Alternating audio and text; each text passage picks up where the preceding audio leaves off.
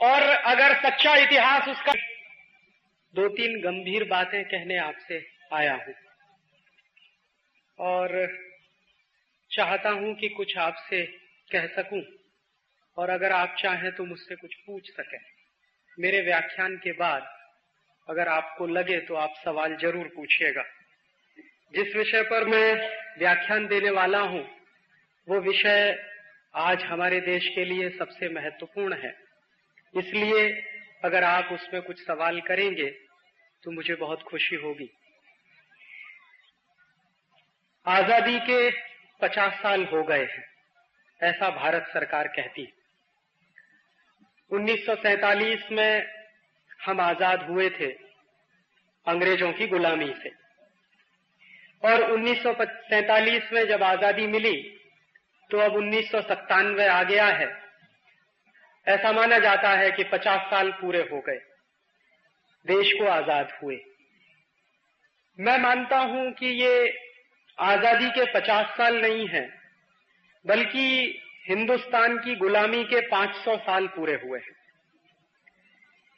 ये कभी कभी आपको आश्चर्य लगेगा कि ये राजीव भाई ऐसा क्यों बोलते हैं, गुलामी के 500 साल। भारत सरकार तो कहती है कि आजादी के 50 साल हो गए, और मैं बहुत गंभीरता से ये मानता हूं कि आजादी के 50 साल नहीं बल्कि गुलामी के 500 साल पूरे हुए।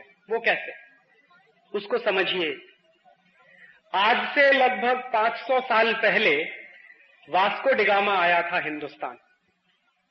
इतिहास की चौपड़ी में, इतिहास की किताब में हम सब ने पढ़ा होगा कि सन 1498 में मई की 20 तारीख को वास्को डिगामा हिंदुस्तान आया था। इतिहास की चौपड़ी में हमको ये बताया गया कि वास्को डिगामा ने हिंदुस्तान की खोज की, और ऐसा लगता है कि जैसे वास्को डिगामा ने जब हिंदुस्तान की खोज की तो शायद उसके पहले हिंदुस्तान था ही नहीं। हजारों साल का ये देश है जो वास्को डिगामा के बाप दादाओं के पहले से मौजूद है इस दुनिया में। तो इतिहास की चौपड़ी में ऐसा क्यों कहा जाता है कि वास्को डिगामा ने हिंदुस्तान की खोज की, भारत की खोज की? और मैं मानता हूं कि वो एकदम गलत है। वास्को डिगामा ने भारत की कोई खोज नहीं की, हिंदुस्तान की भी कोई खोज नहीं की। हिंदुस्तान पहले से था, भारत पहले से था। वास्को डिगामा यहां आया था भारतवर्ष को लूटने के लिए। एक बात और जो इतिहास में मेरे अनुसार बहुत गलत बताई जाती है कि वास्को डिगामा, श्री हरिभाई देसाई समकालीन तंत्री बदलने से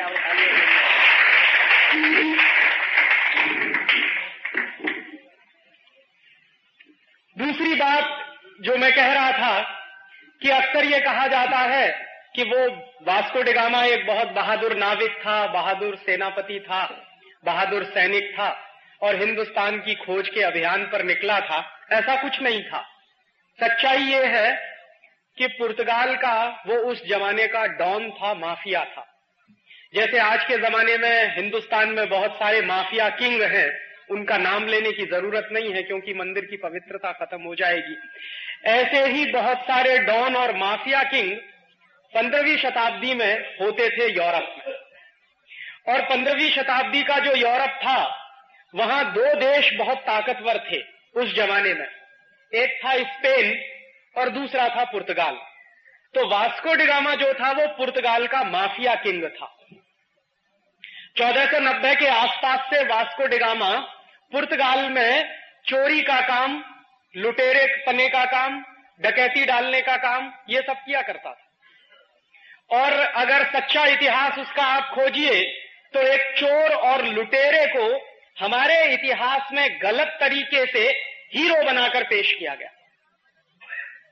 और ऐसा जो डॉन और माफिया था उस जमाने का पुर्तगाल का, ऐसा ही एक दूसरा लुटेरा और डॉन था, माफिया था, उसका नाम था कोलंबस। वो स्पेन का था। तो हुआ क्या था, कोलंबस गया था अमेरिका को लूटने के लिए और वास्को डिगामा आया था भारतवर्ष को लूटने के लिए। लेकिन इन दोनों के दिमाग में ऐसी बात आई कहां से, कोलंबस के दिमाग में ये किसने डाला कि चलो अमेरिका को लूटा जाए, और वास्को डी गामा के दिमाग में किसने डाला कि चलो भारतवर्ष को लूटा जाए? तो इन दोनों को ये कहने वाले लोग कौन थे? अतुल भाई जो बता रहे थे वही बात मैं आपसे दोहरा रहा हूं। हुआ क्या था कि 14वीं और 15वीं शताब्दी के बीच का जो समय था, यूरोप में दो ही देश थे जो ताकतवर माने जाते थे। एक देश था स्पेन, दूसरा था पुर्तगाल। तो इन दोनों देशों के बीच में अक्सर लड़ाई झगड़े होते थे। लड़ाई झगड़े किस बात के होते थे कि स्पेन के जो लुटेरे थे वो कुछ जहाजों को लूटते थे तो उसकी संपत्ति उनके पास आती थी। ऐसे ही पुर्तगाल के कुछ लुटेरे हुआ करते थे, वो जहाजों को लूटते थे तो उनके पास संपत्ति आती थी। तो संपत्ति का झगड़ा होता था कि कौन कौन संपत्ति ज्यादा रखेगा, स्पेन के पास ज्यादा संपत्ति जाएगी या पुर्तगाल के पास ज्यादा संपत्ति जाएगी। तो उस संपत्ति का बंटवारा करने के लिए कई बार जो झगड़े होते थे वो वहां की धर्म सत्ता के पास ले जाए जाते थे। और उस जमाने की वहां की जो धर्म सत्ता थी वो क्रिश्चियनिटी की सत्ता थी। और क्रिश्चियनिटी की सत्ता में 1492 के आसपास पोप होता था जो सिक्स्थ कहलाता था, छठवां पोप। तो एक बार ऐसा ही झगड़ा हुआ पुर्तगाल और स्पेन की सत्ताओं के बीच में। और झगड़ा किस बात को लेकर था? झगड़ा इस बात को लेकर था कि लूट का माल जो मिले वो किसके हिस्से में ज्यादा जाए। तो उस जमाने के पोप ने एक अध्यादेश जारी किया, आदेश जारी किया, एक नोटिफिकेशन जारी किया सन 1492 में। और वो नोटिफिकेशन क्या था? वो नोटिफिकेशन ये था कि 1492 के बाद सारी दुनिया की संपत्ति को उन्होंने दो हिस्सों में बांटा। और दो हिस्सों में ऐसा बांटा कि दुनिया का एक हिस्सा पूर्वी हिस्सा और दुनिया का दूसरा हिस्सा पश्चिमी हिस्सा। तो पूर्वी हिस्से की संपत्ति को लूटने का काम पुर्तगाल करेगा और पश्चिमी हिस्से की संपत्ति को लूटने का काम स्पेन करेगा। ये आदेश 1492 में पोप ने जारी किया। ये आदेश जारी करते समय जो मूल सवाल है वो ये है कि क्या किसी पोप को ये अधिकार है कि वो दुनिया को दो हिस्सों में बांटे और उन दोनों हिस्सों को लूटने के लिए दो अलग अलग देशों की नियुक्ति कर दे? स्पेन को कहा कि दुनिया के पश्चिमी हिस्से को तुम लूटो, पुर्तगाल को कहा कि दुनिया के पूर्वी हिस्से को तुम लूटो। और 1492 में जारी किया हुआ वो आदेश और बुल आज भी एग्जिस्ट करता। ये क्रिश्चियनिटी की धर्म सत्ता कितनी खतरनाक हो सकती है उसका एक अंदाजा इस बात से लगता है कि उन्होंने मान लिया कि सारी दुनिया तो हमारी है और इस दुनिया को दो हिस्सों में बांट दो। पुर्तगाली पूर्वी हिस्से को लूटेंगे, स्पेनिश लोग पश्चिमी हिस्से को लूटेंगे। तो पुर्तगालियों को चूंकि दुनिया के पूर्वी हिस्से को लूटने का आदेश मिला पोप की तरफ से, तो उसी लूट को करने के लिए वास्को डी गामा हमारे देश आया, क्योंकि भारतवर्ष दुनिया के पूर्वी हिस्से में पड़ता है। और उसी लूट के सिलसिले को बरकरार रखने के लिए कोलंबस अमेरिका गया। इतिहास बताता है कि 1492 में कोलंबस अमेरिका पहुंचा और 1498 में वास्को डी गामा हिंदुस्तान पहुंचा, भारतवर्ष पहुंचा। कोलंबस जब अमेरिका पहुंचा तो उसने अमेरिका में जो मूल प्रजाति थी रेड इंडियंस, जिनको माया सभ्यता के लोग कहते थे, उन माया सभ्यता के लोगों से मारकर पीटकर सोना चांदी छीनने का काम शुरू किया। इतिहास में यह बराबर गलत जानकारी हमको दी गई कि कोलंबस कोई महान व्यक्ति था। महान व्यक्ति नहीं था, अगर गुजराती में मैं शब्द इस्तेमाल करूं तो नराधम था। और वो किस हद दर्जे का नराधम था, सोना चांदी लूटने के लिए अगर किसी की हत्या करनी पड़े तो कोलंबस उसमें पीछे नहीं रहता था। उस आदमी ने 14-15 वर्षों तक बराबर अमेरिका के रेड इंडियन लोगों को लूटा। और उस लूट से भर भरकर जहाज जब स्पेन गए तो स्पेन के लोगों को लगा कि अमेरिका में तो बहुत संपत्ति है, तो स्पेन की फौज और स्पेन की आर्मी फिर अमेरिका पहुंची। और स्पेन की फौज और स्पेन की आर्मी ने अमेरिका में पहुंचकर 10 करोड़ रेड इंडियंस को मौत के घाट उतारा। 10 करोड़। और ये 10 करोड़ रेड इंडियंस मूल रूप से अमेरिका के बाशिंदे थे।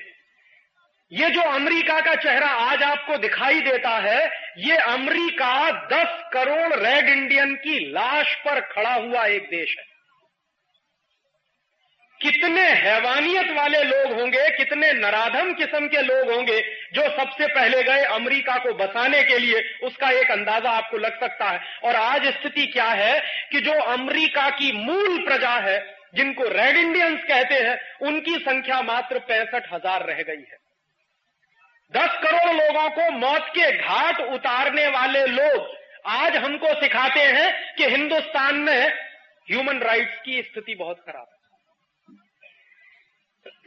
जिनका इतिहास ही ह्यूमन राइट्स के वायलेशन पर टिका हुआ है, जिनकी पूरी की पूरी सभ्यता 10 करोड़ लोगों की लाश पर टिकी हुई है, जिनकी पूरी की पूरी तरक्की और विकास 10 करोड़ रेड इंडियनों के खून से लिखा गया है, ऐसे अमेरिका के लोग आज हमको कहते हैं कि हिंदुस्तान में साहब ह्यूमन राइट्स की बड़ी खराब स्थिति है, कश्मीर में, पंजाब में, वगैरह वगैरह।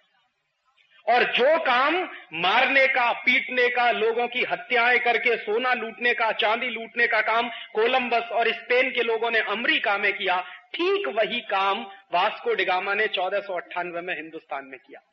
ये वास्को डिगामा जब कालीकट में आया 20 मई 1498 को, तो कालीकट का राजा था उस समय झामोरीन। तो झामोरीन के राज्य में जब ये पहुंचा वास्को डिगामा, तो उसने कहा तो मैं तो आपका मेहमान हूं, और हिंदुस्तान के बारे में उसको कहीं से पता चल गया था कि इस देश में अतिथि देवो भव की परंपरा। तो झामोरीन ने, बेचारे ने, ये अतिथि है ऐसा मान के उसका स्वागत किया। वास्को डिगामा ने कहा कि मुझे आपके राज्य में रहने के लिए कुछ जगह चाहिए, आप मुझे रहने की इजाजत दे दो, परमिशन दे दो। झामोरीन बेचारा सीधा साधा आदमी था, उसने कालीकट में वास्को डिगामा को रहने की इजाजत दे दी। जिस वास्को डिगामा ने झामोरीन के राजा को अतिथि बनाया, उसका आतिथ्य ग्रहण किया, उसके यहां रहना शुरू किया, उसी झामोरीन की वास्को डिगामा ने हत्या कराई। और हत्या करा के खुद वास्को डिगामा कालीकट का मालिक बना।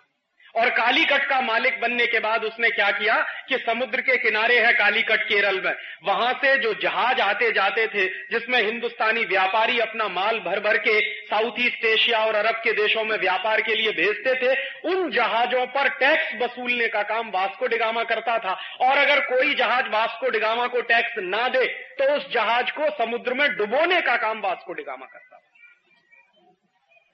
और वास्को डिगामा हिंदुस्तान आया पहली बार 1498 में, और यहां से जब लूट कर संपत्ति ले गया तो 7 जहाज भर के सोने की अशर्फियां थी। पोर्चुगीज सरकार के जो डॉक्यूमेंट्स हैं वो बताते हैं कि वास्को डिगामा पहली बार जब हिंदुस्तान से गया, लूट कर संपत्ति को लेकर गया, तो 7 जहाज भर के सोने की अशर्फियां। उसके बाद दोबारा फिर आया Vasco da Gama. Vasco da Gama Hindustan में 3 बार आया लगातार लूटने के बाद। चौथी बार भी आता लेकिन मर गया। दूसरी बार आया तो हिंदुस्तान से लूट कर जो ले गया वो करीब 11 से 12 जहाज भर के सोने की अशर्फियां थी। और तीसरी बार आया और हिंदुस्तान से जो लूट कर ले गया वो 21 से 22 जहाज भर के सोने की अशर्फियां थी। इतना सोना चांदी लूट कर जब वास्को डिगामा यहां से ले गया तो पुर्तगाल के लोगों को पता चला कि हिंदुस्तान में तो बहुत संपत्ति है। और भारतवर्ष की संपत्ति के बारे में उन्होंने पहले भी कहीं पढ़ा था।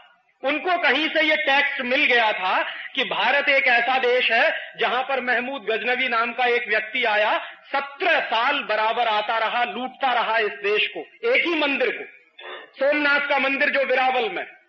उस सोमनाथ के मंदिर को महमूद गजनवी नाम का एक व्यक्ति एक वर्ष आया, अरबों खरबों की संपत्ति लेकर चला गया, दूसरे साल आया फिर अरबों खरबों की संपत्ति ले गया, तीसरे साल आया फिर लूट कर ले गया, और 17 साल बराबर वो आता रहा और लूट कर ले जाता रहा।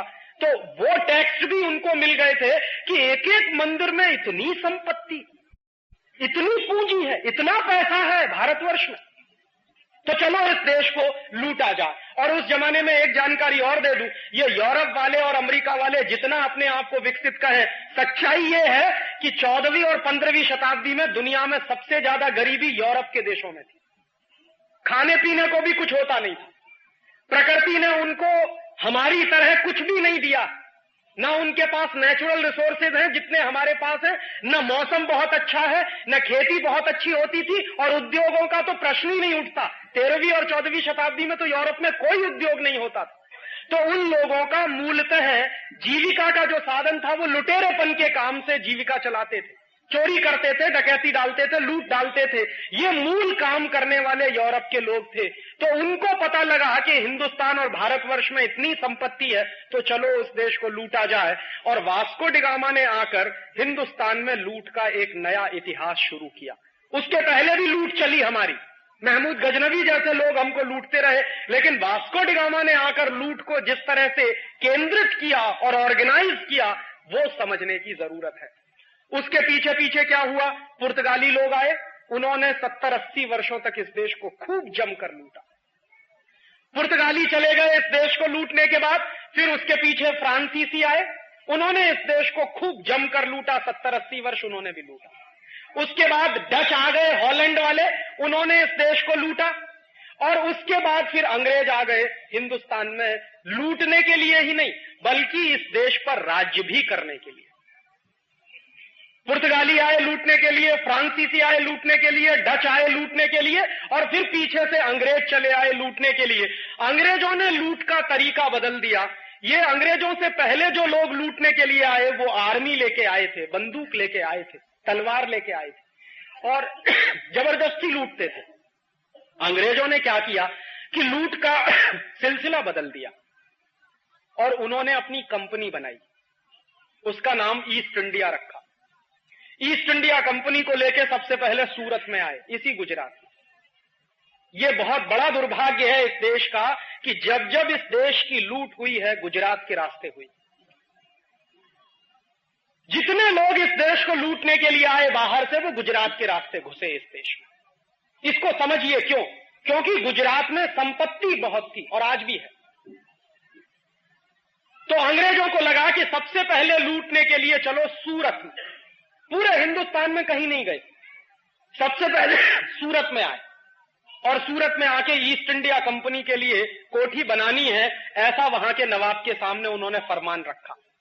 बेचारा नवाब सीधा साधा था, उसने अंग्रेजी ईस्ट इंडिया कंपनी को कोठी बनाने के लिए जमीन दे दी।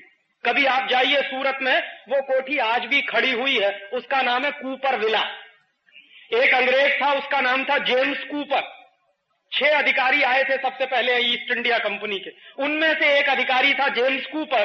तो जेम्स कूपर ने अपने नाम पर उस कोठी का नाम रख दिया कूपर विला। वो ईस्ट इंडिया कंपनी की सबसे पहली कोठी बनी सूरत में। सूरत के लोगों को मालूम नहीं था कि जिन अंग्रेजों को कोठी बनाने के लिए हम जमीन दे रहे हैं, बाद में यही अंग्रेज हमारे खून के प्यासे हो जाएंगे। अगर ये पता होता तो कभी अंग्रेजों को सूरत में ठहरने की भी जमीन नहीं मिलती। अंग्रेजों ने फिर वही किया, उनका जो असली चरित्र था। पहले कोठी बनाई, व्यापार शुरू किया, धीरे धीरे पूरे सूरत शहर में उनका व्यापार फैला और सन 1612 में सूरत के नवाब की हत्या कराई। जिस नवाब से जमीन लिया कोठी बनाने के लिए, उसी नवाब की हत्या कराई अंग्रेजों ने। और 1612 में जब नवाब की हत्या करा दी उन्होंने, तो सूरत का पूरा बंदरगाह अंग्रेजों के कब्जे में चला गया। और अंग्रेजों ने जो काम सूरत में किया था 1612 में, वही काम कलकत्ता में किया, वही काम मद्रास में किया, वही काम दिल्ली में किया, वही काम आगरा में किया, वही काम लखनऊ में किया। माने जहां भी अंग्रेज जाते थे अपनी कोठी बनाने के लिए ईस्ट इंडिया कंपनी को लेके, उस हर शहर पर अंग्रेजों का कब्जा होता था और ईस्ट इंडिया कंपनी का झंडा फहराया जाता था। 150 वर्षों के अंदर व्यापार के बहाने अंग्रेजों ने सारे देश को अपने कब्जे में ले लिया। 1750 तक आते आते सारा देश अंग्रेजी ईस्ट इंडिया कंपनी का गुलाम हो गया।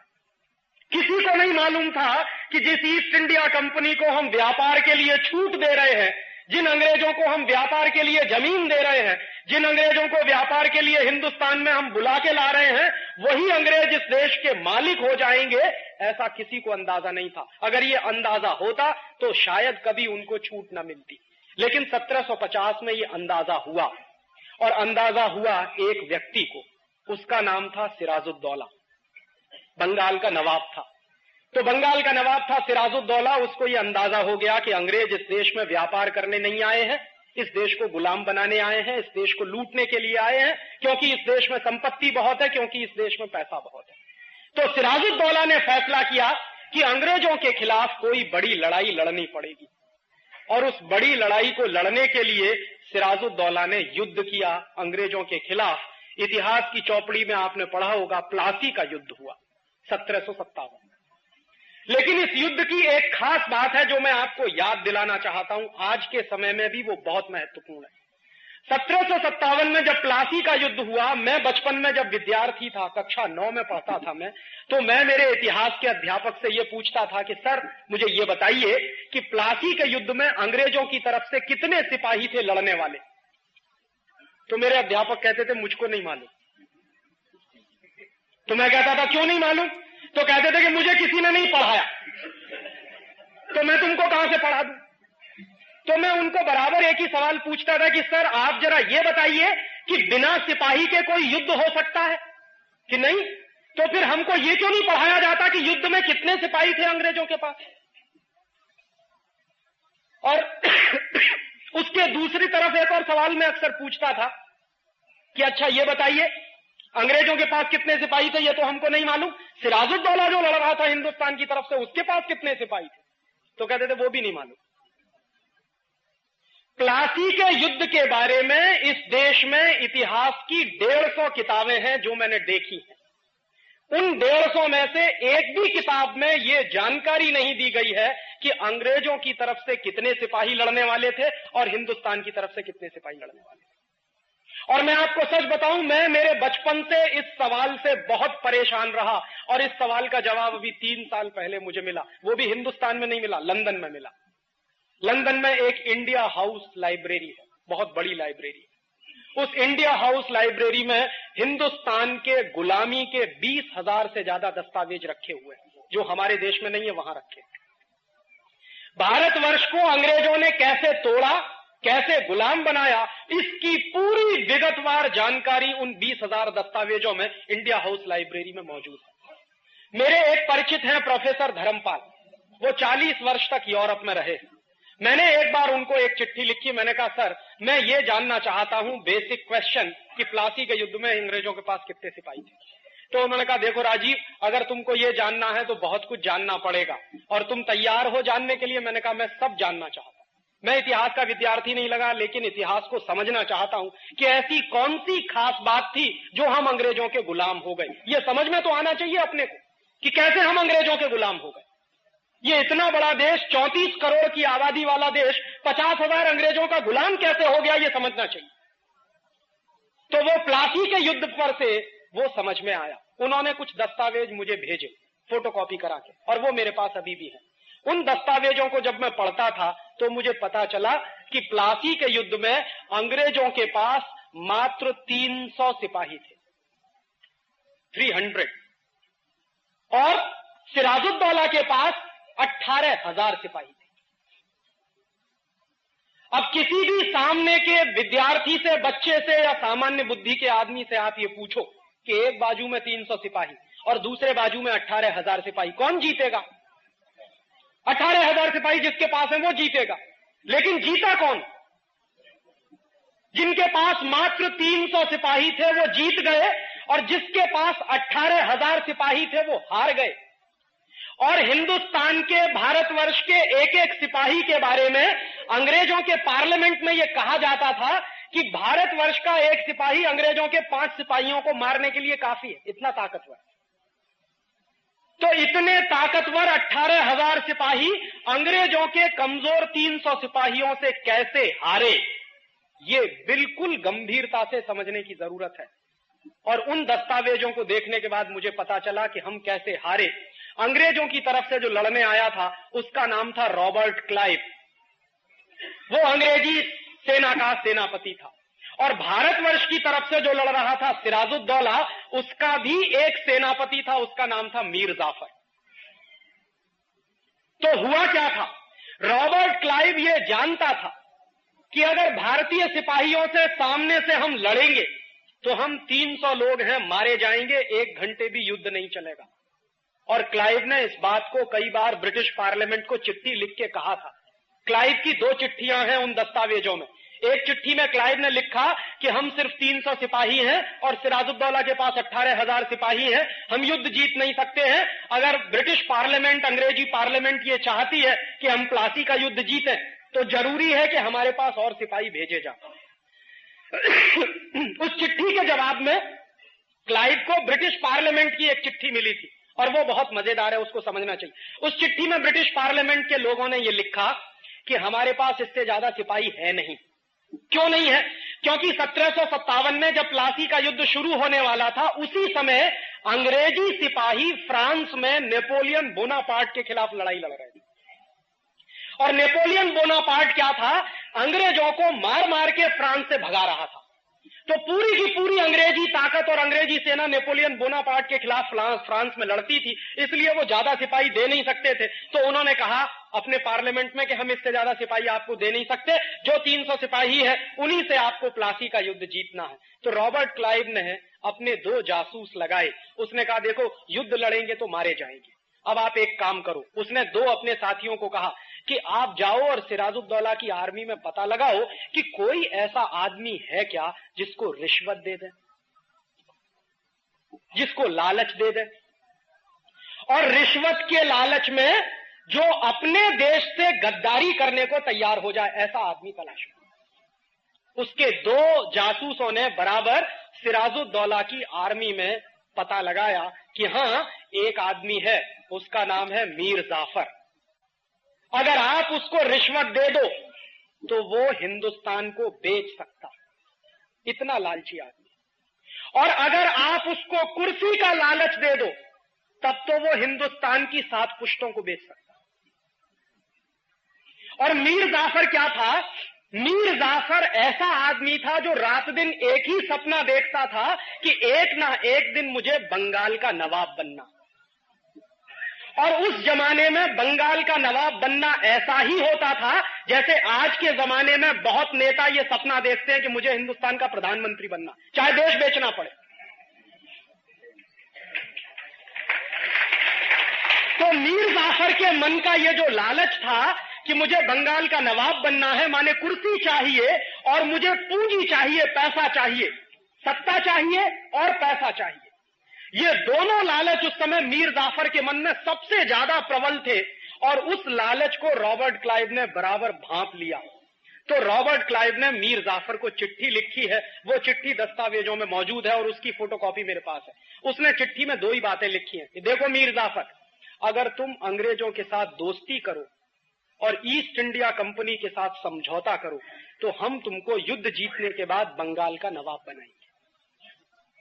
और दूसरी बात कि जब आप बंगाल के नवाब हो जाओगे तो सारी की सारी संपत्ति आपकी हो जाएगी। इस संपत्ति में से 5% हमको दे देना, बाकी तुम जितना लूटना चाहो लूटना। मीर जाफर चूंकि रात दिन यही सपना देखता था कि किसी तरह कुर्सी मिल जाए और किसी तरह पैसा मिल जाए, तुरंत उसने वापस रॉबर्ट क्लाइव को चिट्ठी लिखी और उसने कहा कि मुझे आपकी दोनों बातें मंजूर हैं, बताइए करना क्या है। तो आखिरी चिट्ठी लिखी है रॉबर्ट क्लाइव ने मीर जाफर को कि आपको सिर्फ इतना करना है कि युद्ध जिस दिन शुरू होगा उस दिन आप अपने 18,000 सिपाहियों को कहिए कि वो मेरे सामने सरेंडर कर दें बिना लड़े। मीर जाफर ने कहा कि आप अपनी बात पर कायम रहोगे, मुझे नवाब बनाना है आपको। तो रॉबर्ट ने कहा कि बराबर, हम हमारी बात पर कायम हैं, आपको हम बंगाल का नवाब बना देंगे। बस आप एक ही काम करो कि अपनी आर्मी से कहो, क्योंकि वो सेनापति था आर्मी का, तो आप अपनी आर्मी को आदेश दो कि युद्ध के मैदान में वो मेरे सामने हथियार डाल दें बिना लड़े। मीर जाफर ने कहा कि बिल्कुल ऐसा ही होगा। और युद्ध शुरू हुआ 23 जून 1757 को। इतिहास की जानकारी के अनुसार 23 जून 1757 को युद्ध शुरू होने के 40 मिनट के अंदर भारतवर्ष के 18,000 सिपाहियों ने मीर जाफर के कहने पर अंग्रेजों के 300 सिपाहियों के सामने सरेंडर कर दिया। रॉबर्ट क्लाइव ने क्या किया? अपने 300 सिपाहियों की मदद से हिंदुस्तान के 18,000 सिपाहियों को बंदी बनाया और कलकत्ता में एक जगह है, उसका नाम है फोर्ट विलियम, आज भी है, कभी आप जाइए उसको देखिए। उस फोर्ट विलियम में 18,000 सिपाहियों को बंदी बनाकर ले गया। 10 दिन तक उसने भारतीय सिपाहियों को भूखा रखा और उसके बाद 11वें दिन सबकी हत्या कराई। और उस हत्या कराने में मीर जाफर रॉबर्ट क्लाइव के साथ शामिल था। उसके बाद रॉबर्ट क्लाइव ने क्या किया, उसने बंगाल के नवाब सिराजुद्दौला की हत्या कराई मुर्शिदाबाद में, क्योंकि उस जमाने में बंगाल की राजधानी मुर्शिदाबाद होती थी, कलकत्ता नहीं थी। सिराजुद्दौला की हत्या कराने में रॉबर्ट क्लाइव और मीर जाफर दोनों शामिल थे।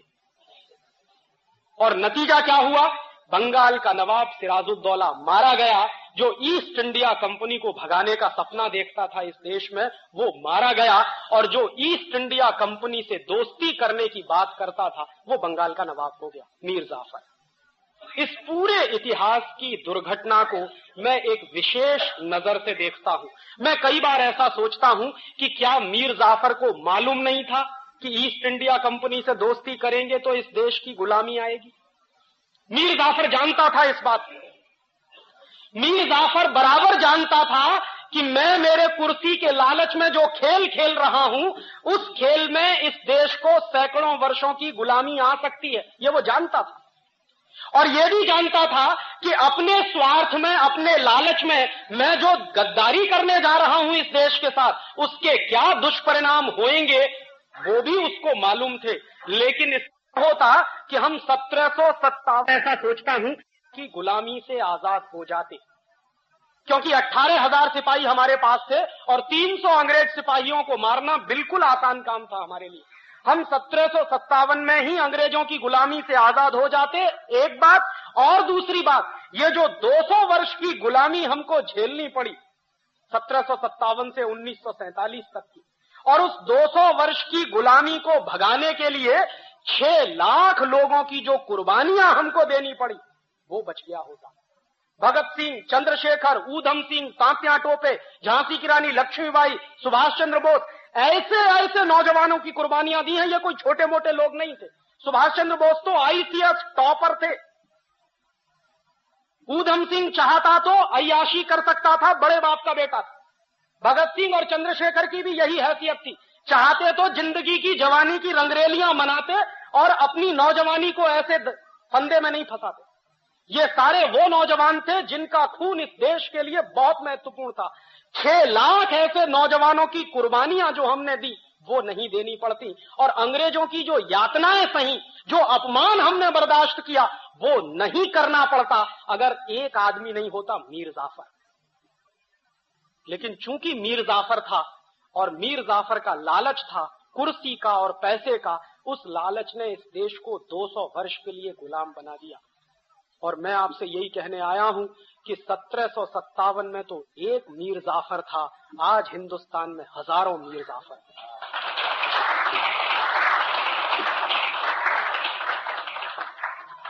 जो देश को वैसे ही गुलाम बनाने में लगे हुए हैं जैसे मीर जाफर ने इस देश को गुलाम बनाया। मीर जाफर ने क्या किया था, विदेशी कंपनी को समझौता किया था बुला के, और विदेशी कंपनी से समझौता करने के चक्कर में उसको कुर्सी मिली थी और पैसा मिला था। आज जानते हैं हिंदुस्तान का जो नेता प्रधानमंत्री बनता है, हिंदुस्तान का जो नेता मुख्यमंत्री बनता है, वो सबसे पहला काम जानते क्या करता है? प्रेस कॉन्फ्रेंस करता है और कहता है विदेशी कंपनी वालों तुम्हारा स्वागत है, आओ यहां पर।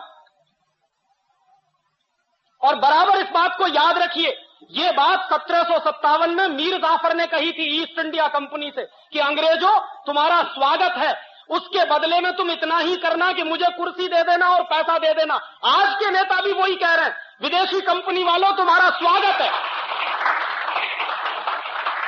और हमको क्या करना, हमको कुछ नहीं, मुख्यमंत्री बनवा देना, प्रधानमंत्री बनवा देना, 100-200 करोड़ रुपए की रिश्वत दे देना, बोफोर्स के माध्यम से हो या एनरॉन के माध्यम से हो, हम उसी में खुश हो जाएंगे, सारा देश हम आपके हवाले कर देंगे। ये इस समय चल रहा और इतिहास की वही दुर्घटना दोहराई जा रही है जो 1757 में हो चुकी। और मैं आपसे मेरे दिल का दर्द कह रहा हूं कि एक ईस्ट इंडिया कंपनी 200-250 वर्ष इस देश को गुलाम बना सकती है, लूट सकती है, तो आज तो इन मीर जाफरों ने 4000 विदेशी कंपनियों को बुला लिया। आपको मालूम है, इस देश में रोज समझौते होते हैं विदेशी कंपनियों से, और दरवाजा खोलकर विदेशी कंपनियों को ऐसे बुलाया जा रहा है जैसे वही अब इस देश के भाग्य का निर्धारण करेंगे। और इसमें हर एक पार्टी शामिल है। मैं किसी पार्टी का नाम नहीं लेना चाहता क्योंकि मंदिर की पवित्रता का मुझे ध्यान है। ये सब चोर और मीर जाफरों की औलाद है, जो पार्टी वाले हो, किसी का नाम लेने की जरूरत नहीं। सत्ता में जब नहीं रहते हैं तो विदेशी कंपनियों का विरोध करते हैं, और जैसे ही कुर्सी मिल जाती है सबसे पहला काम विदेशी कंपनियों को बुला के उनके सामने साष्टांग दंडवत प्रणाम करके समझौते करते हैं। और कोई भी एक नेता इस देश का अपवाद नहीं है। हर पार्टी को इस देश में राज चलाने का मौका मिला है, किसी को कम किसी को ज्यादा, और हर पार्टी ने एक ही सबूत दिया है, विदेशी कंपनियों को ज्यादा से ज्यादा बुलाओ। जानते क्या होता है? महाराष्ट्र में अभी एक नाटक और तमाशा होके चुका। उस तमाशे को आपने पढ़ा होगा, 2-3 दिन अखबारों में चर्चा का विषय रहा। जानते हैं क्या है? एडवांटेज महाराष्ट्र।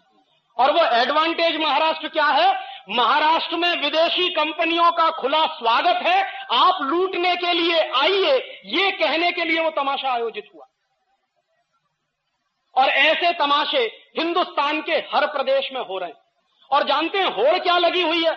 हर एक मुख्यमंत्री दूसरे मुख्यमंत्री के साथ इस कंपटीशन में लगा हुआ है कि मेरे प्रदेश में ज्यादा विदेशी कंपनियां या तुम्हारे प्रदेश में ज्यादा विदेशी कंपनियां। इतने बड़े लेवल पे ये नाटक चल रहा है। और इस नाटक के सूत्र देखिए क्या क्या है। अभी तक क्या था कि विदेशी कंपनियों को बुलाने के लिए इस देश में कुछ कायदे थे, कुछ कानून थे, उनके चलते वो ज्यादा से ज्यादा 39% की पूंजी लेकर आती थी। सरकार ने फैसला किया लिबरलाइजेशन के नाम पर कि अब विदेशी कंपनियों को 39% से 51% तक पूंजी लगाने की खुली छूट है, और 51% के बाद 74% तक विदेशी पूंजी लगाने की छूट है, और अब फैसला हो गया है कि 100% तक पूंजी लगाने की खुली छूट है।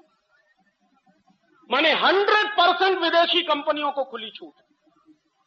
वो आ रहे हैं, पहले आए थे, ध्यान रखिए, बंदूक लेकर तलवार लेकर लूटने के लिए।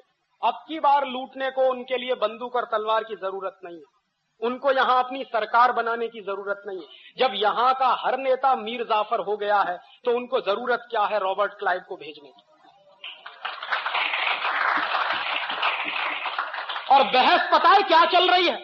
अगर ध्यान से आप पढ़ते हो तो अखबारों में अभी एक बहुत बड़े नेता का बयान आया, मैं उसका भी नाम नहीं लेना चाहता। एक बड़े नेता जो बहुत जिम्मेदार माने जाते हैं, इस देश के एक्स फाइनेंस मिनिस्टर रहे, उनका बयान पता है क्या?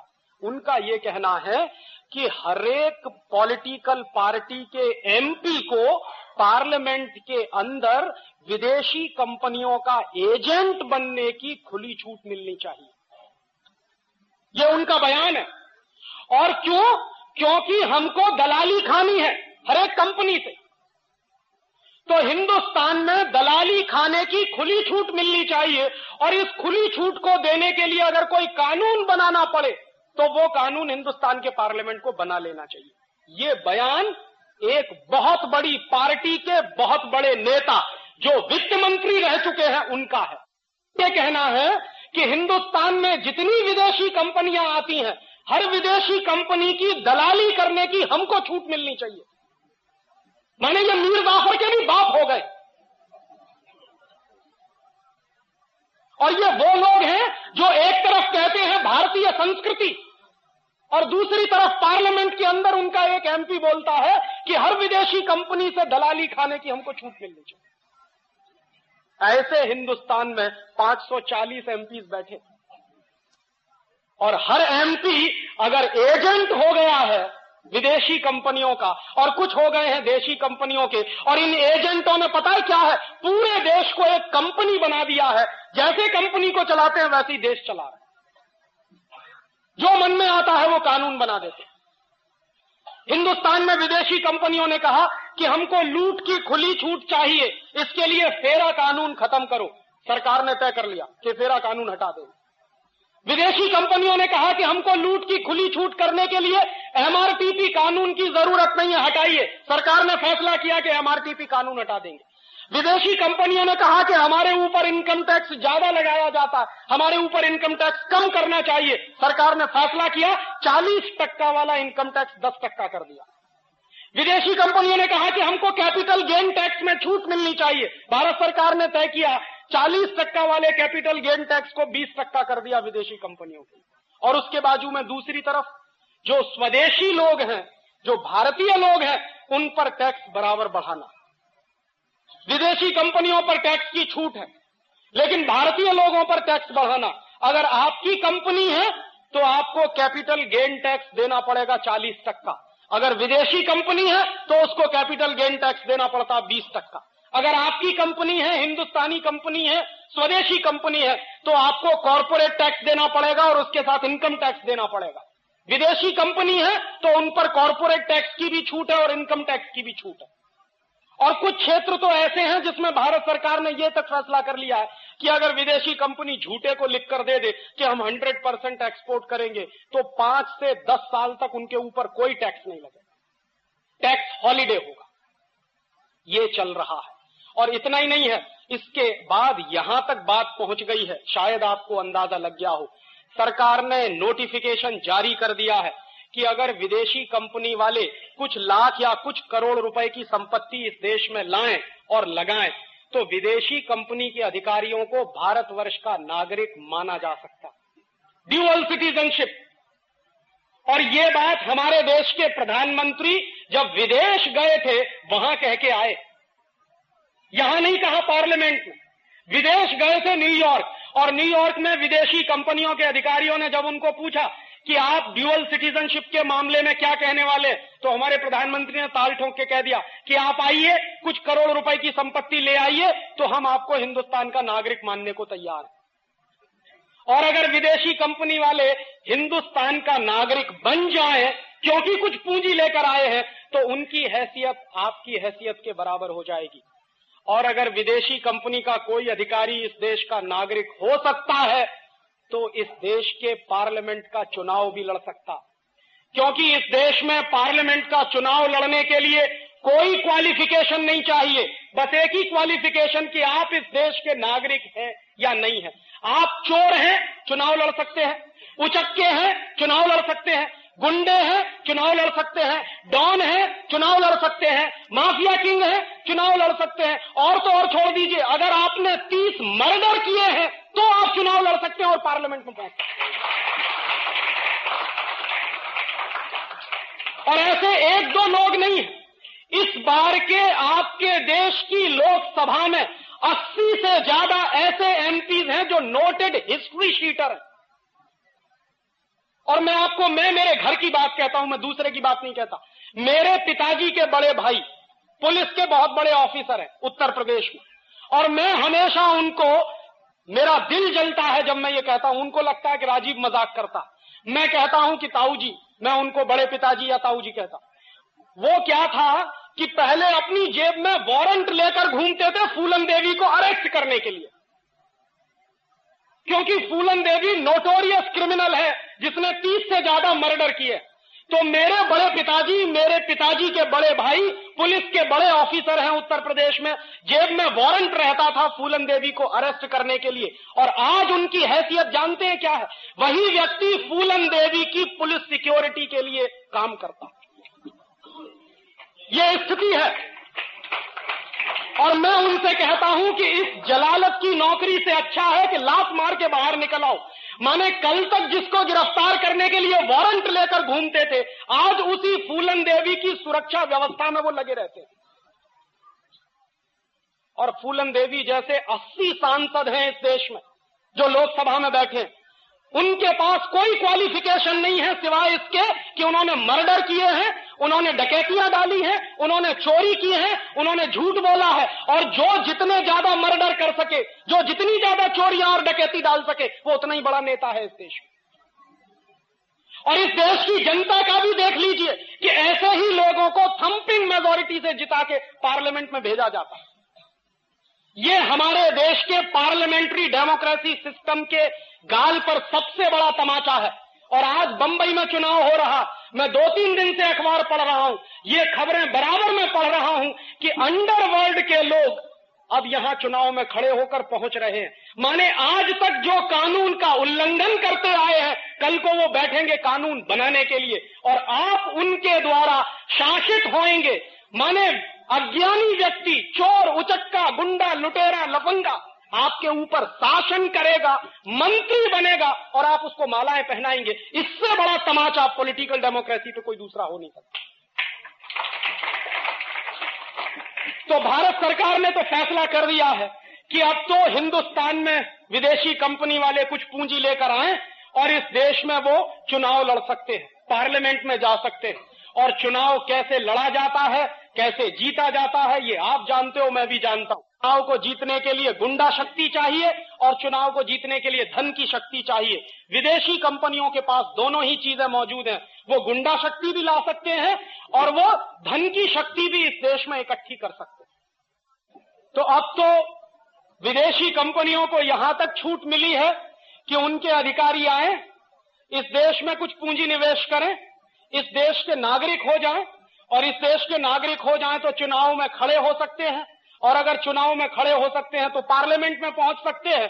और अगर विदेशी कंपनियों के अधिकारी हिंदुस्तान में चुनाव लड़कर पार्लियामेंट में पहुंचना शुरू कर देंगे तो हिंदुस्तान 1947 के वापस पुरानी स्थिति में चला जाएगा, जब लॉर्ड माउंटबेटन हिंदुस्तान के पार्लियामेंट में बैठता था। अब विदेशी लोग इस देश के पार्लियामेंट में बैठेंगे, और ये कोई खाम ख्याली की बात नहीं है, ऐसा शुरू हो गया है।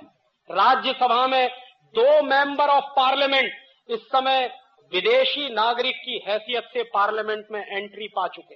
2 लोग नॉन रेजिडेंट इंडियंस के नाम पर उनको पार्लियामेंट में एंट्री मिली। और बिहार की असेंबली में 3 ऐसे एमएलएज हैं जो 100% विदेशी नागरिक हैं, लेकिन उनको बिहार की असेंबली में जगह मिली। अब विदेशी लोग बाकायदा आपके पार्लियामेंट में बैठेंगे। पहले वो पार्लियामेंट में बैठते थे तो तरीका कुछ और होता था, अब वो पार्लियामेंट में बैठेंगे तो तरीका थोड़ा सा बदल जाएगा। मेरे हिसाब से आज की स्थिति में और 1946 की स्थिति में कोई फर्क नहीं है। इसलिए मैंने आपसे पहले ही कहा था कि मैं इस बात को मानने को तैयार नहीं हूं कि आजादी के 50 साल पूरे हो गए। मैं बराबर यही कह रहा हूं कि गुलामी के जो 500 साल शुरू हुए हैं वही कंटिन्यू हो रहे हैं, आजादी आई नहीं। और क्यों? उसके गंभीर कारण हैं, और उन गंभीर कारणों को मैं आपसे शेयर करना चाहता हूं। जब इस देश को आजादी मिल रही थी, इस देश के साथ बहुत बड़ा धोखा हुआ है और इस देश के साथ बहुत बड़ी गद्दारी हुई। जो बेसिक सवाल हमको उठाने चाहिए थे, मेरे पुरखों ने शायद नहीं उठाए, और क्यों नहीं उठाए उसके बारे में हमको विश्लेषण कर लेना चाहिए। जो लोग इस देश की सत्ता की तरफ लपलपाती जीभ लेकर खड़े हुए थे, वो लोग कौन थे? पंडित जवाहरलाल नेहरू। कौन थे पंडित जवाहरलाल? हिंदुस्तान का सबसे अय्याश व्यक्ति, जिसको इस देश का पहला प्रधानमंत्री बनने का गौरव मिला। वो मेरे लिए दुर्भाग्य था। और वो आदमी इस हद तक अय्याश था कि एक औरत दो और उससे जो चाहो करवा लो। लॉर्ड माउंटबेटन ने अपनी बीवी का इस्तेमाल पंडित नेहरू के लिए किया, और ये बात अब एक ओपन सीक्रेट है। 10 किताबें आपको मिल जाएंगी, जिनको आप पढ़ें तो आपको पता चल जाएगा कि पंडित नेहरू किस किस्म का व्यक्ति था। और पंडित नेहरू के बारे में ब्रिटिश पार्लियामेंट में जब डिबेट चलता था तो वो डिबेट क्या होता था उसको समझिए। एक बार एक विलियम विल्बरफोर्स नाम का एमपी था, उसने पंडित नेहरू के बारे में स्टेटमेंट किया अपने पार्लियामेंट में, इंग्लैंड पार्लियामेंट। उसने कहा कि पंडित नेहरू शरीर से देखने में हिंदुस्तानी है, लेकिन दिमाग से 100% खरा अंग्रेज है, इसलिए इसके हाथ में सत्ता दो, बिल्कुल सुरक्षित है। और उसने वो भी माना। ऐसे आदमी के हाथ में सत्ता दी गई और वो सत्ता देने का नाटक चला, और उस आदमी के हाथ में सत्ता देने के लिए ट्रांसफर ऑफ पावर के बहुत सारे एग्रीमेंट हुए। उनमें 2-3 एग्रीमेंट महत्वपूर्ण है जो समझने चाहिए। हिंदुस्तान में 1947 तक अंग्रेजों की 127 कंपनियां काम कर रही थी। लॉर्ड माउंटबेटन को चिंता यह थी कि अगर हिंदुस्तानी आजाद होने के बाद सारी अंग्रेजी कंपनियों को हिंदुस्तान से भगा देंगे तो ये जो लूट हो रही है, ये जो संपत्ति मिल रही है, ये जो पैसा आ रहा है, ये बंद हो जाएगा। तो पंडित नेहरू के साथ लॉर्ड माउंटबेटन की चर्चा हुई, और पंडित नेहरू ने कहा कि आप चिंता मत करिए, हम अंग्रेजों की एक कंपनी को भगाएंगे, ईस्ट इंडिया कंपनी, बाकी 126 कंपनियों को हिंदुस्तान में रख लेंगे। ईस्ट इंडिया कंपनी को भगाना इसलिए जरूरी है क्योंकि सारे देश में ईस्ट इंडिया कंपनी के खिलाफ माहौल बना हुआ, इसलिए सिर्फ ईस्ट इंडिया कंपनी को विदा कर दो, बाकी जो अंग्रेजी कंपनियां हैं उनको इसी देश में हम रख लेंगे। और उनमें से 1-2 नाम मैं आपको गिना दूं जिनको पंडित नेहरू ने जाने नहीं दिया। ब्रुक बॉन्ड इंडिया लिमिटेड, ये अंग्रेजों की कंपनी, आज की नहीं, सन 1890 की। लिप्टन इंडिया लिमिटेड, ये अंग्रेजों की कंपनी, आज की नहीं है, सन 1892 की। आज से 100 साल 150 साल पहले की कंपनी। और ऐसी 126 कंपनियों को पंडित नेहरू ने बाकायदा ट्रांसफर ऑफ पावर के एग्रीमेंट करके अंग्रेजों की कंपनियों को रखा। तो आजादी का मतलब क्या था? ईस्ट इंडिया कंपनी को भगा देंगे और बाकी अंग्रेजी कंपनियां जो इस देश को लूट रही हैं उसको नहीं भगाएंगे। और इतना ही नहीं, उसके बाद दूसरी बात जो हुई वो उससे भी ज्यादा खतरनाक मैं मानता हूं। 1946 में इंग्लैंड की पार्लियामेंट में इंडियाज इंडिपेंडेंस एक्ट पारित हुआ, आजादी का कानून, भारत की आजादी का कानून।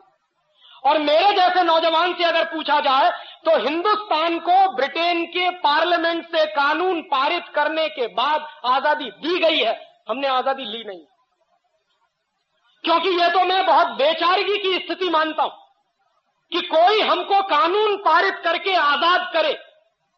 और पार्लियामेंट के नियम होते हैं, अगर मान लीजिए आज पार्लियामेंट ने एक कानून पारित किया और उस कानून के पारित होने के बाद हमको आजाद किया, कल को अगर वो पार्लियामेंट उस कानून को वापस ले ले तो हमारी आजादी का होगा क्या? इसलिए यह सबसे गंभीर सवाल था कि 1946 में इंग्लैंड का पार्लियामेंट अगर इंडियाज इंडिपेंडेंस एक्ट पारित करता है और उस एक्ट को पारित करने के आधार पर इस देश में कुछ लोगों का चुनाव होता है, जिनकी संविधान सभा बनाई जाती है और उस संविधान सभा के आधार पर कॉन्स्टिट्यूशन का निर्माण होता है। और कॉन्स्टिट्यूशन भी क्या बना है? 1935 में अंग्रेजों ने गवर्नमेंट ऑफ इंडिया रूल पारित किया इस देश पर शासन करने के। और 1935 का जो गवर्नमेंट ऑफ इंडिया रूल था वो हिंदुस्तान को उन्होंने अगले 1000 साल तक गुलाम बनाए रखने के लिए पारित किया था। उस गवर्नमेंट ऑफ इंडिया रूल को आजादी के बाद हिंदुस्तान के संविधान का आधार बनाया गया। ये बहुत ही दुर्भाग्यपूर्ण था।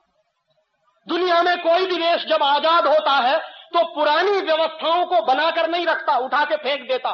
फ्रांस भी अंग्रेजों का गुलाम रहा और फ्रांस ने 1790 में जब वहां क्रांति हुई और फ्रांस की आजादी आई तो फ्रांस ने अंग्रेजों का बनाया हुआ संविधान, फ्रांसीसी लोगों ने अंग्रेजों के बनाए हुए कानून सब उठा के फेंक दिए, तब फ्रांस आजाद हुआ। अमेरिका भी गुलाम रहा है यूरोप के लोगों का। और जब अमेरिका में आजादी आई, अमेरिका अपने सिविल वॉर से बाहर निकला और अमेरिका जब आजाद हुआ तो अमेरिका की आजादी के बाद भी वहां के लोगों ने अंग्रेजों के बनाए हुई जितनी व्यवस्था और कानून थे सब उठा के फेंके। तो मैंने मेरे देश के पुरखों से ये पूछने का सवाल है मेरा, और ये मेरा हक बनता है कि जिस 1935 के गवर्नमेंट ऑफ इंडिया रूल को अंग्रेजों ने इस देश पर शासन करने के लिए बनाया था, उसको हिंदुस्तान के लोगों ने फेंका क्यों नहीं उठा के? क्यों उसको हिंदुस्तान के संविधान का आधार बनाया?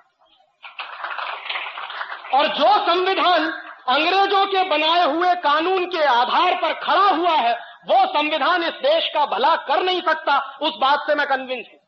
और आप देख लीजिए 1935 का गवर्नमेंट ऑफ इंडिया रूल मैंने निकलवाया और 1935 के गवर्नमेंट ऑफ इंडिया रूल को एक बाजू में रखा और हिंदुस्तान के संविधान को दूसरे बाजू में रखा।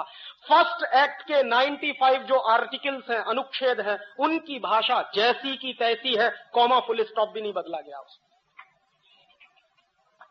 माने जो कुछ अंग्रेजों ने तय कर दिया था उसी को आजाद हिंदुस्तान के अय्याश प्रधानमंत्री ने हिंदुस्तान का संविधान मान लिया। ये आजादी कैसी आजादी?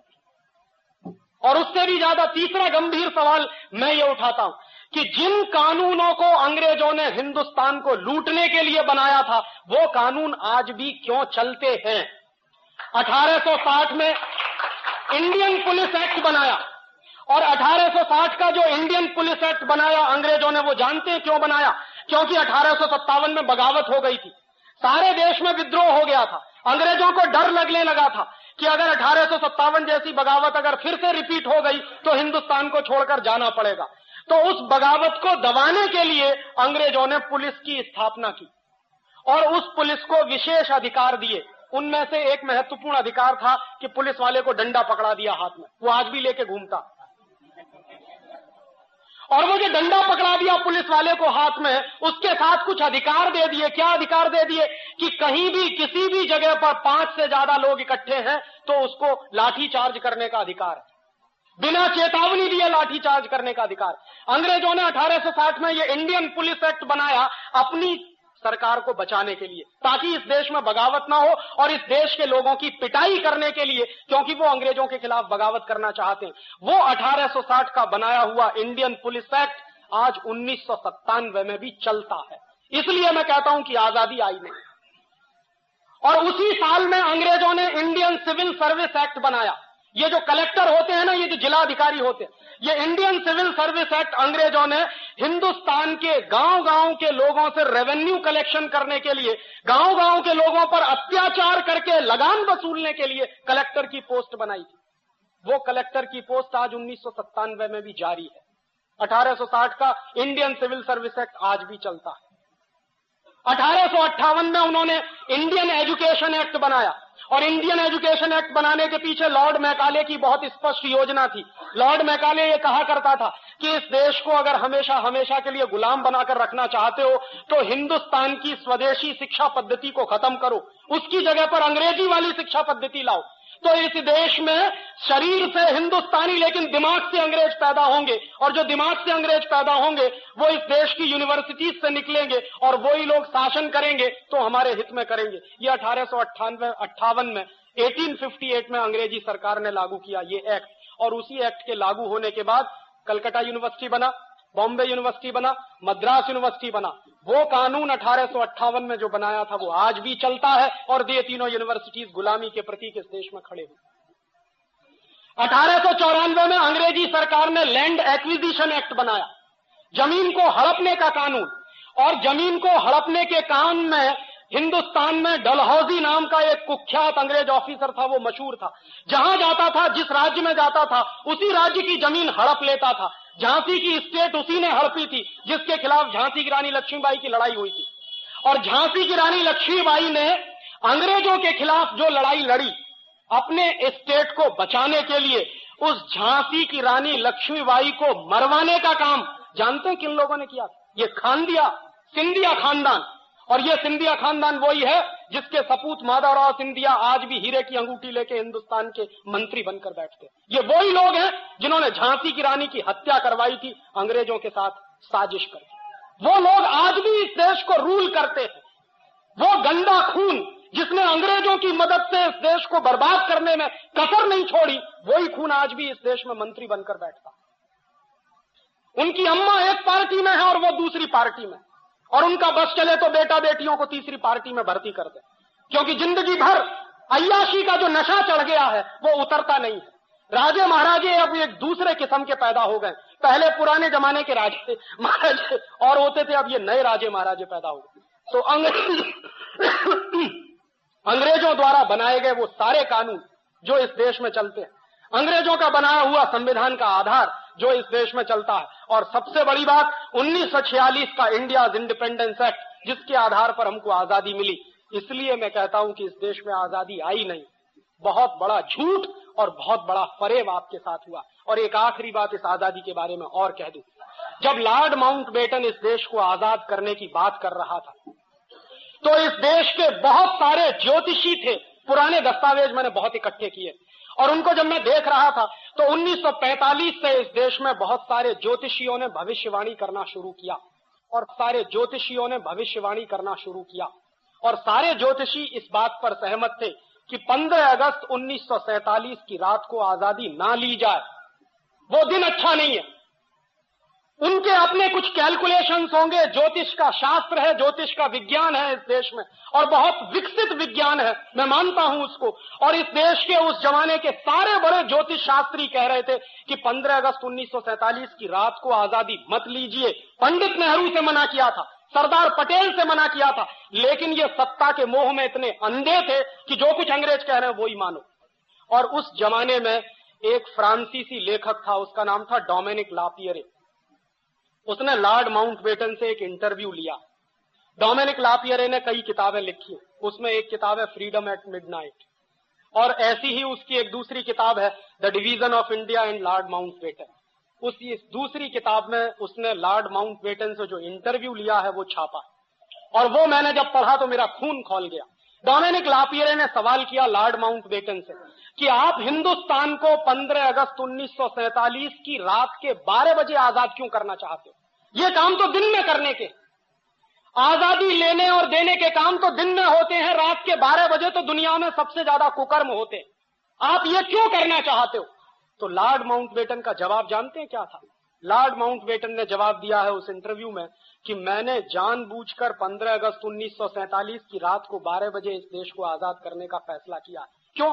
क्योंकि मैंने सारे ज्योतिषियों से पता किया है कि 15 अगस्त 1947 का दिन इस देश के लिए बहुत ही दुर्भाग्य का दिन है, और अगर उस दिन इस देश को आजाद किया जाए तो ये देश एक रह नहीं सकता, ये बटेगा, खंड खंड बटेगा, खंड बटेगा, खंड बटेगा, खंड बटेगा, खंड बटेगा, खंड बटेगा, खंड बटेगा, खंड बटेगा, खंड बटेगा, खंड बटेगा, खंड बटेगा।